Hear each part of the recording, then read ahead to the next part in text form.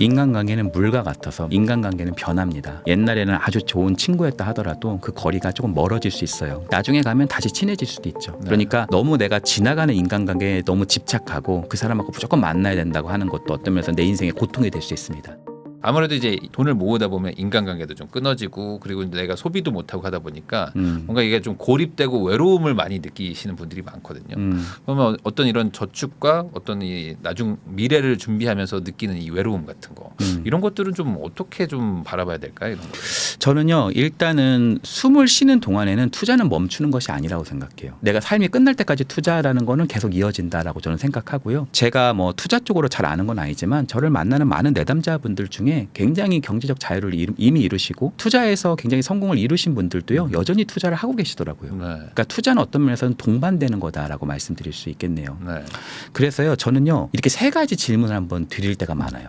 첫 번째는요 그렇게 해서 내가 만약에 100억을 벌고 싶다. 무엇을 원하는지 물어보는 거예요. 한 10년 뒤에 뭐 20년 뒤에 30년 뒤에 얼만큼을 원하시냐 어떤 걸 원하시냐. 그럼 난 100억을 벌고 싶다. 나는 뭐 건물주가 되고 싶다. 나는 뭐 상무 전문까지 올라가고 싶다. 이런 얘기를 많이 얘기하세요. 네. 그럼 제가요 그것에 대해서 굉장히 웃으면서 잘 듣고 있으면 저한테 이래요. 아유 근데 제가 너무 자본주의적이죠. 아유 제가 너무 뜬금없는 그런 생각을 하죠. 아유 진짜 제가 이런 얘기 안 하려고 그랬는데 좀 부끄럽네요. 이렇게 얘기하시는 경우가 있거든요. 그럼 아니라고 그럽니다.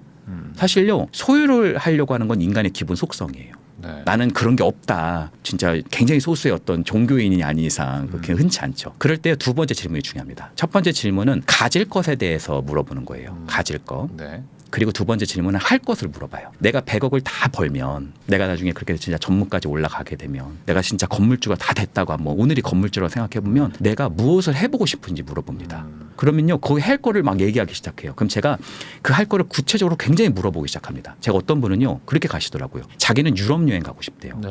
아들하고 자기는 이렇게 경제적 자유를 이루면 아들하고 유럽 여행 가가지고 그 카르타고에 옛 유적지가 있는 뭐 그쪽을 가봤다가 뭐 지중해를 뭐 벗어나서 그리스 쪽으로 올라가면서 뭐 그쪽을 자기가 얘기하고 싶대요. 아들하고 뭐 그런 얘기를 하는 거예요. 네. 그래서 제가 그런 유적지도 물어보고 동선을 어떻게 짠지도 물어보고 자녀한테 무슨 얘기를 할지도 물어보고 막 그런 얘기를 제가 옆에서 잘 경청하고 있었어요. 네. 그러다 보니까 자기가 그게 왜 하고 싶었는지를 조금 떠올리기 시작하더라고요. 이 사람이 어렸을 때부터 지금은 전혀 역사와 관련 없는 일을 하는데 어렸을 때부터 역사에 관심이 많았던 거예요. 특히 유럽사에 대해서 관심이 많았더라고요. 근데 경제적으로 어려워가지고 한 번도 유럽을 못 가본 거예요. 그리고 거길 가서 자녀에게 무엇인가를 얘기하고 싶고 자녀와 함께 그 공간을 가고 싶은 그런 마음이 충분히 토로가 되었을 때 할 것에 대한 질문은 어떤 면에서 완성됐다고 말씀드릴 수 있겠죠. 네. 그리고 세 번째는 그것에 대한 의미를 물어보는 겁니다. 왜 그렇게 하고 싶은 건가?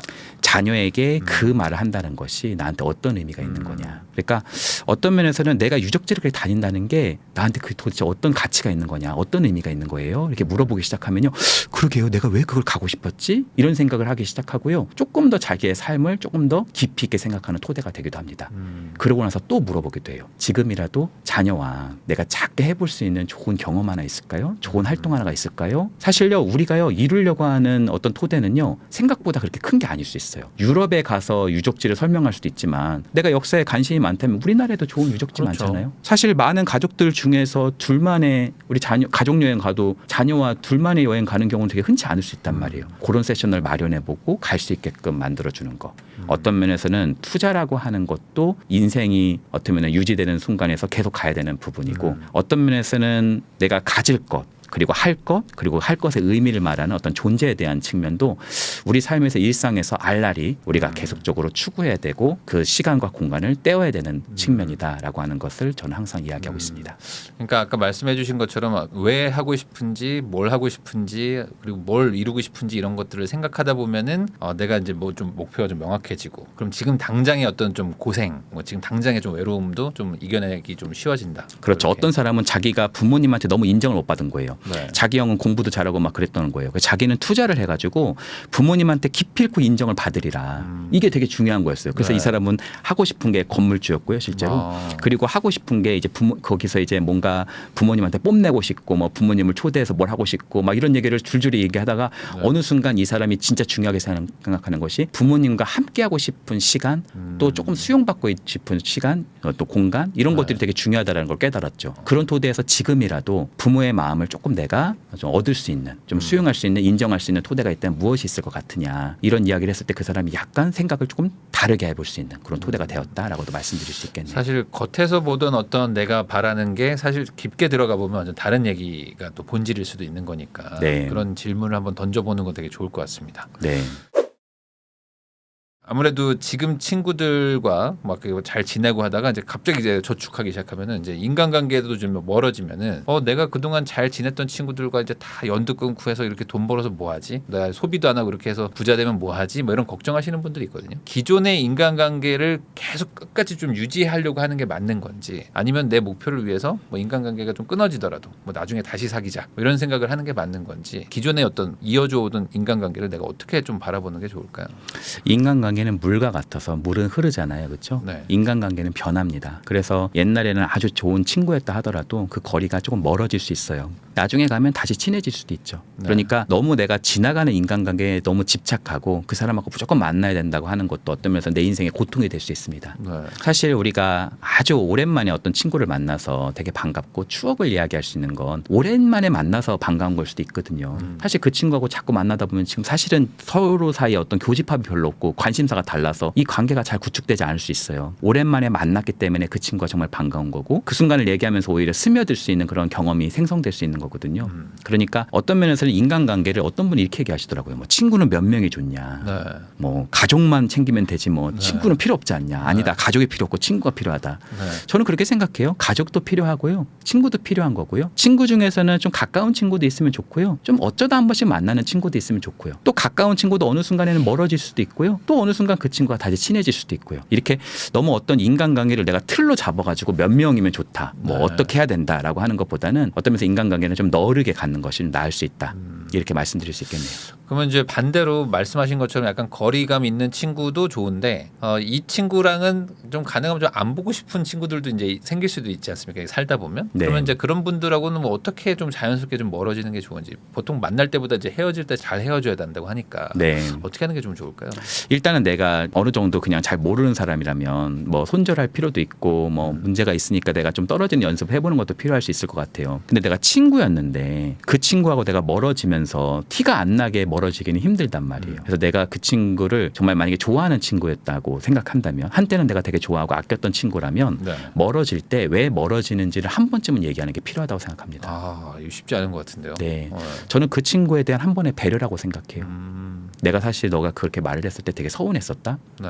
그래서 사실 나 좀 시간이 필요한 것 같아라고 표현을 해보는 것이 그 친구도 왜 떨어지는 건지, 왜 연락이 안 되지, 왜 그런 건지 이런 거를 좀 생각할 수 있는 토대가 되고요. 그 사람이 동일한 실수를 하지 않도록 조금 막을 수 있는 하나의 장치라고 생각해요. 그래서 내가 이 사람에게 주는 마지막 선물과 같은 요소일 수 있죠. 그리고 그런 선물이 오히려 그 관계를, 멀어지려고 했었던 관계가 오히려 더 돈독하게 되는 계기가 되는 경우도 있습니다. 그러니까 오히려 이게 자연스럽게 조용히 멀어지려고 하지 마시고 좀 명확하게 딱 그 맺음을 하는 게 또 나을 수도 있다, 서로에게. 그렇죠. 먼 관계라면 그냥 멀어지는 것도 한 방법이에요. 근데 내가 이미 친했던 관계라면 네. 그 사람하고 싸우라는 게 아니라 내가 네. 무엇 때문에 상처를 받았는지, 내가 무엇 때문에 좀 서운했는지는 얘기하고 그 토대에서 뭐 오늘부터 손절 이러지 마시고 네. 천천히 멀어져 보는 거죠. 그럼 그 친구도 왜 내가 멀어지는지를 알 수 있잖아요. 그렇죠? 네. 그러면은 그 친구가 정말 좋은 사람이라면 오히려 반성하고 오히려 더 좋은 관계가 좀 개선될 수 있는 그런 토대가 생길 수도 있다고 생각합니다. 아마 연초 되면 또 이제 뭐 새해 계획 막 세우면서 또 작심삼일 뭐 이런 것도 있지 않습니까? 네. 소위 말하는 하고는 싶지만 의지가 잘 안 생기는 네. 요 그 상황을 빨리 좀 극복하고 싶어 하시는데 네. 어떻게 좀 하면 좀 도움되는 뭐 어떤 팁이나 방법 같은 게 좀 있을까요? 일단은 그 응용 심리학의 선구자인 커트 레빈이라는 학자가 있어요. 이분이 뭐라고 말씀하셨냐면 인생의 변화를 위해서 두 가지가 필요하다는 거예요. 첫 번째는요, 물리적 환경이고요. 네. 두 번째는 관계적 환경이에요. 그러니까 이렇게 말하는 거죠. 의지로 보기보다는 내가 지금 엉망진창인 것 같다, 내 삶이. 네. 그러면은 방부터 치우는 거예요. 내가 너무 지금 문제가 많은 것 같아. 지금 나는 뭐 아무튼 머리에 뭔가 지금 이가 사는 것 같아. 머리부터 감는 겁니다. 근데 지금 발 앞에 어디 앉을 데가 없다. 그러면 앞에 쓰레기부터 치우는 거예요. 저는 예전에 다문화 상담을 제가 오랫동안 해와가지고 다문화 상담하는 아이를 제가 찾아가서 이제 상담하는 경우가 있었단 말이에요. 네. 근데요, 둘이서 이제 찾아가는 상담을 했는데 그 아이가 저를 맞이해 줬는데 집이 진짜 난리가 아닌 거예요. 어떻게 둘이 앉을 데가 없어요. 뭐가 문제가 많아가지고 그래서 제가 상담을 안 하고 뭘 했냐면요. 그 친구와 같이 치웠어요. 우리가 앉을 공간을. 네. 그 치우고서요. 우리가 치워가지고 깨끗하게 치워가지고 앉아보니까 그 친구가 저한테 그러더라고요. 좋다고. 어떤 면에서는 내 환경이 좀 깨끗해지는 거, 어떤 면에서는 내 책상에 지금 너무 뭐가 물건을 너무 많이 해가지고 내가 공부할 공간이 없다. 도서관 가서 공부하지 마시고 일단은 책상부터 깨끗하게 정리해보는 거. 이것이 좀 나을 수 있어요. 근데 나는 뭐 집이 그냥 뭐가 물건이 너무 많다. 치워도 안 된다. 그러면요. 하루에 2개씩, 3개씩 버리는 연습해보는 게 좋습니다. 네. 그러니까 어느 면에서는 조금 비워내고 치워보고 하는 것이 좀 좋을 수 있고요. 두 번째는요. 관계적 환경인데요. 저는 관계적 환경 중에서도 여러 가지가 있겠지만 그중에서 좋은 관계를 많이 구축하는 거 그중에서 저는 롤모델을 말씀드리고 싶어요. 사실요. 자기 효능감의 4가지 변인 중에 하나가 바로 이 롤모델입니다. 왜 우리 투자의 귀재라든지 아니면 굉장히 성공하신 분들을 보시면요. 좋은 롤모델들을 구축하고 있는 것들을 우린 자서전에서 많이 봅니다. 워렌 버핏 같은 분은 벤저민 그레이엄이라고 하는 사람이 굉장히 중요한 멘토이자 롤모델이었단 말이에요. 칼 융이라고 하는 위대한 심리학자는 임마누엘 칸트를 굉장히 섬겼고 사실은 롤모델이었습니다. 사실 우리가 보는 어떤 토대들은요. 굉장히 롤모델들이 있어요. 베토벤은 모차르트가 굉장히 중요한 롤모델이었단 말이에요. 그러니까 우리가 어떤 토대에 나갈 때요. 거인의 어깨에 올라타는 것은요. 우리 삶을 변모시킬 수 있는 가장 강력한 역량이기도 합니다. 제가 이렇게 말하면 어떤 분이 저한테 그러더라고요. 자기는 스티븐 잡스가 원래 롤모델이었대요. 네. 근데 자기가 유튜브로 보다 보니까 네. 스티븐 잡스가 소시오패스이자 나르시시스트고 네, 네. 뭐 췌장암이 걸려가지고 죽은 자기는 췌장암에 걸리고 싶지 않대요. 자기는 그렇게 사람을 그렇게 막 나르시시스트처럼 되고 싶지 않대요. 그렇게 얘기하면서 굉장히 심각해 하시더라고요. 제가 그분한테 그랬어요. 롤모델이 꼭 한 명일 필요가 있을까요? 그렇게 말했어요. 네. 사실요. 스티븐 잡스의 어떤 측면 그 사람이 가지고 있는 놀라운 창조성, 예술성 이런 부분에 아마 탐복하지 않았을까요? 그 지점에 대한 롤모델을 자기가 구축하면 됩니다. 자기가 그분을 만약에 어떤 면에서는 뭐 장관을 삼듯이 어느 부서의 장관으로 만들면 돼요. 그래서 그 사람은 거기서 내가 배우면 됩니다. 그럼 역경을 이겨낸 사람들, 오히려 인간관계를 잘 대처한 사람들, 오히려 내 삶을 풍족하게 살 수 있는 사람들, 풍요롭게 사는 사람들 이런 여러 거인들의 어깨를 잘 두면 나는 어느 순간 그 사람의 뒤를 따라가고 있습니다. 그래서 롤모델을 잘 구축하는 것은 나를 좀 굳건하게 세우고 자기 개발하는데 매우 도움이 될 수 있어요. 요즘에는 조금 이제 줄긴 했지만 특목고라든지 외고 같은 데 보내면 네. 내신이 되게 불리하잖아요. 그리고 뭐 가르치는 거를 잘 가르친다 하실 수도 있지만 요즘에 인터넷 강의가 더 잘 가르치잖아요. 근데 거기를 굳이 왜 가려고 했을까요? 사실요. 어떤 사람을 만나느냐가요. 내 인생에서 되게 중요한 요소가 될 수 있어요. 왜냐하면 인간관계는 전염되거든요. 그래서 내가 지금 앞으로 만약에 내가 좋아하는 어떤 가치가 무엇이 있다. A라는 가치가 있다. 그럼 A라는 가치를 이미 이룬 사람 옆에 자꾸 있는 거. 저는 그런 사람을 잘 모릅니다. 물리적으로. 저는 그 사람에게 갈 만한 어떤 역량이 없어요. 사실 물리적으로 있으면 좋긴 하지만 그렇지 않다고 하면 심리적으로 같이 있으면 돼요. 그 사람이 쓴 책을 보고 그 사람이 말한 영상을 보고 그 사람이 말한 디테일한 어떤 동선들을 보면서 이 사람이면 이 역경이 있었을 때 어떻게 행동했을까? 예를 들어서 내가 막 주식을 하고 있어요. 그러면 뭐 내가 워렌 버핏이 나의 뭐 어떤 롤모델이에요. 그럼 이 순간에 워렌 버핏이면 어떤 토대를 가졌을까? 어떤 결정을 했을까? 자꾸 이런 걸 생각해 보는 거죠. 아니야. 벤저민 그레이엄은 다르게 했을 거야. 아니야. 피터 린치는 다르게 했을 거야. 이런 생각을 해보다 보면 거기서 내가 종합해서 결정하는 데 있어서 나 혼자 결정하는 것보다 거인의 어깨에서 훨씬 더 나은 결정이 될 수가 있죠.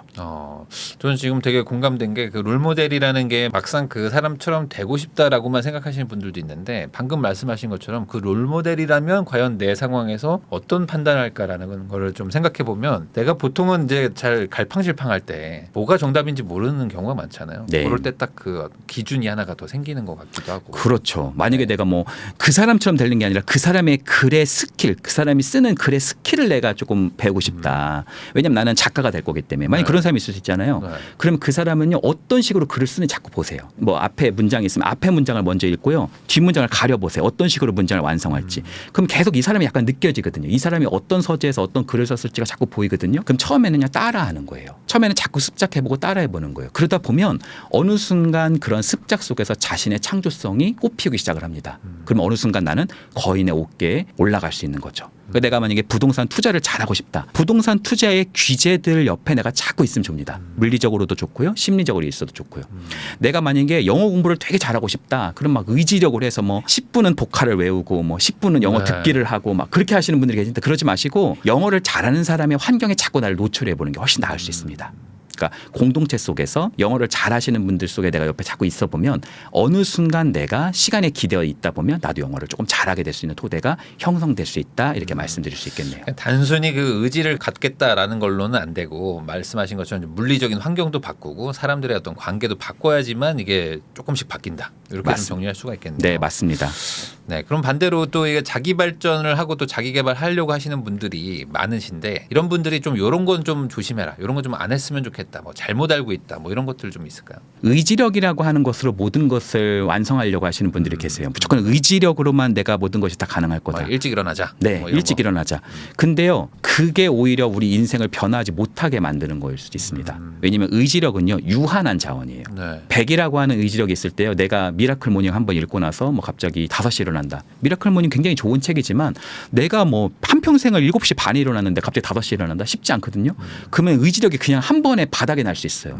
그러면은 한 번 일찍 일어난 다음에 그 다음 날 완전히 내가 해롱해롱해서 더 늦게 일어날 수도 있고 이럴 수 있단 말이에요. 그러니까 오히려 너무 의지력으로 그것을 몰빵하기보다는 의지력도 필요할 수 있지만 어떤 면에서는 상황을 변화시키고 환경을 변화시키는 거 매우 중요한 요소일 수 있다 이렇게 말씀드릴 수 있고요. 또 일어나는 것보다 더 중요한 건 뭐냐면 일어나고 나서 무엇을 할지 그것을 꾸준히 하는 게 좋습니다. 그러니까 소위 인생에서는 꾸준히 일관적으로 할 수 있는 리추얼이야말로 우리의 삶을 한 계단씩 올릴 수 있는 굉장히 중요한 토대일 수 있다는 것 꼭 말씀드리고 싶네요. 그러니까 뭔가 좀 그 습관처럼 할 수 있을 만한 것들 그런 것들을 해야지 단순히 그냥 반짝 뭐 하려고 하면 크게 도움은 안 된다. 네, 벤자민 프랭클린이라고 그래서 굉장히 유명한 네. 미국에서 사실 피리침도 네, 개발하고 뭐 대단한 분이시잖아요. 근데 그분도 체스 실력은 그냥 보통 수준이었대요. 그러니까 이 사람도 어떤 면에서는 한평생 어떤 면에서는 체스를 쳤는데 왜 이 사람은 다른 거는 이렇게 위대한데 그거는 그냥 평범했을까? 어떤 면에서 거기에 전심을 다하지 않은 거죠. 그러니까 내가 일어나서 내가 얼만큼 빨리 일어나는 것도 중요하지만 일어나가지고 스마트폰 보고 계시고 그냥 누워가지고 그냥 일어나서 그냥 유튜브 듣고 네, 계시고 네, 그냥 그런 네. 분도 계실 수 있단 말이에요. 네. 사실요 몇 시에 일어나는 것보다 더 중요한 건 뭐냐면 일어나서 내가 첫 번째 어떤 활동을 할 것인지에 대한 리추얼을 꾸준히 어떤 면에서는 내가 독서를 하겠다 이렇게 했을 때 그냥 누워가지고 그냥 뭐 그냥 좀 대충 그냥 듣지 뭐 오디오북으로 듣다 보면 또 잠이 오기도 하고 막 이럴 수 있잖아요. 네. 아유 뭐 내일부터 하자 이럴 수도 있고 오히려 내가 10분을 하더라도 20분을 하더라도 내가 작은 시간을 하더라도 정확하게 내 자리에 앉아서 정확하게 우리가 스승님한테 배울 때 막 누워가지고 듣지 않잖아요. 롤모델을 내가 잘 지금 만나려고 그래요. 그러면 그 책을 정독해서 읽어보는 습관 네. 집중해서 내가 읽어볼 수 있는 습관 그러려면 주위의 환경이 깨끗해야 되겠죠. 네. 일단은 물리적 환경이 깨끗해야 되고 좋은 스승님이 쓴 책을 내가 옆에 둘 수 있을 만한 그런 토대가 될 수 있고 거기에 내가 존경심을 보일 수 있어야겠죠. 네. 그 몰입력이 되게 중요할 수 있다라고 말씀드릴 수 있겠네요. 결국에 이 사람의 마음, 이 감정이라는 게 참 그 힘들게 하기도 하고 뭐 기쁘게 하기도 하는데 감정에 휘둘리지 않고 내가 원하는 삶을 사는 어떤 그런 방법 뭐 이런 거 뭐 어떻게 해야 될지 좀 조언해 주시면 좋을 것 같아요. 저는 여러 가지가 있을 수 있다고 생각하는데 하나가 산책이고요. 또 다른 하나가 저널링이라고 생각합니다. 저널링. 그러니까 산책을 하면서 사색하는 습관을 자꾸 갖다 보면은 제가 아까 대표님께 말씀드렸던 정신화 능력 있죠. 아, 내가 그 친구한테 그렇게까지 화낸 게 과연 합리적이었던 걸까?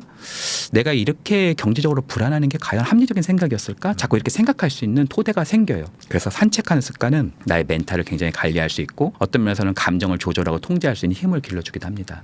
그리고 우리가 힘들 때 보통 일기 쓰거든요. 보통 글을 안 쓰시는 분들도 내가 되게 힘든 일이 생기면 뭘 막 적습니다. 베토벤도 귀가 이렇게 안 들리고 했을 때 1802년에 하일리겐슈타트에서 유서를 썼어요. 그런 토대는 나를 한번 볼 수 있게 하는 토대가 되기도 합니다. 그러니까 내가 평소에도요. 뭔가 글을 적어보는 것은 내 마음에 있는 것을 객관적으로 써볼 수 있는 하나의 습관이란 말이에요. 근데 이렇게 말씀하시면 어떤 분들은 그렇게 물어보세요. 뭘 적냐 도대체. 네. 12시에는 뭐 짬뽕을 먹었다. 네. 2시에는 아메리카노를 먹었다. 3시에는 부장님한테 혼났다. 집에 가서 잤다. 이렇게 적는 거는 아니에요. 사실 네. 그거보다는요. 그러니까 모든 걸 다 적는 게 아니라요. 오늘 하루를 내가 보냈을 때 가장 각인되는 사건, 가장 생각나는 사람, 가장 마음에 남는 말, 표현 그런 걸 하나 적는 거예요. 김대리한테 내가 오늘 점심을 같이 먹자고 했더니 김대리가 내 눈을 피하면서 오늘 약속 있는데 약간 이런 느낌을 얘기한 거예요. 그랬더니 내가 갑자기 뭐 아무렇지도 않은 듯이 그래 그럼 다음번에 먹지 하면서 내가 다른 사람이랑 먹으러 간다고 하면서 말 나간 거예요. 네. 사실 잊어버리고 있었어요. 근데 왜 내가 그렇게 당황했을까? 내가 김대리 김대리에게 점심 식사를 하자고 했을 때 그 사람이 약간 어색한 표정을 지면서 나 다른 약속이 있는데라고 말을 더듬으면서 이야기를 했다 하는 걸 적는 거예요. 그게 나를 왜 이렇게 당황시켰을까? 그 말이 나한테 왜 이렇게 당황스럽게 하고 나를 불안하게 만들었을까? 이거를 깊이 있게 생각해보고 그걸 적어보는 거예요. 아, 내가 김대리에게 뭔가 거절당하는 것을 두려워하고 있구나. 아, 내가 지금 김대리에게 가고 있는데 김대리가 나를 약간 피하려고 하는 그런 경향이 있다는 걸 내가 인지하고 있구나. 내가 그걸 좀 느끼고 있는 거구나. 왜 그런 일이 생겼지? 이런 부분을 조금 더 깊이 있게 생각해 보는 거. 뭘 먹을까? 뭘 먹었다. 이건 어떤 면에서 정보에 대한 얘기란 말이에요. 네. 사실에 대한 이야기죠. 이거보다는 오히려 나의 해석, 나의 어떤 사건을 가지고 해석을 깊이 있게 해보는 거. 네. 내 생각을 다시 한번 생각해보고 그 생각을 다시 한번 생각해 볼 수 있는 능력을 키우는 것은 사람과 관계하고 나의 감정을 조금 더 너르고 깊게 보게 하고 생각을 조금 더 원활하고 합리적으로 만드는 데 있어서 매우 중요한 토대가 된다. 이렇게 말씀드릴 수 있겠네요. 아, 그러니까 이게 결국 내용을 들어보면은 이 감정이라는 거에 대해서 내가 이제 인지를 명확하게 하고 이거에 대해서 내가 왜 이렇게 할까라는 걸 이제 나도 한 발짝 떨어져가지고 계속 좀 보고 네. 고민해보고 생각하고 네. 이런 것들을 해야 이제 차근차근 이제 훈련이 된다. 네. 이렇게 좀 저도 정리가 되는 것 같습니다. 네. 지금까지 상담 심리 전문가 이현주 교수님과 같이 인간관계에 대한 얘기를 해봤는데 오늘 뭐 여러 가지 그 어떤 스킬부터 방법까지 알려주셨으니까 실제 생활에 한번 적용을 해보시면 정말 좋을 것 같다는 생각이 좀 듭니다. 아무래도 이게 살다 보면 관계 때문에 고민이 정말 많으실 텐데 오늘 영상이 좀 도움이 되셨기를 좀 바라면서요. 교수님과 인사 나누면서 영상 마무리하도록 하겠습니다. 교수님 오늘 나와주셔서 감사드립니다. 네, 고맙습니다.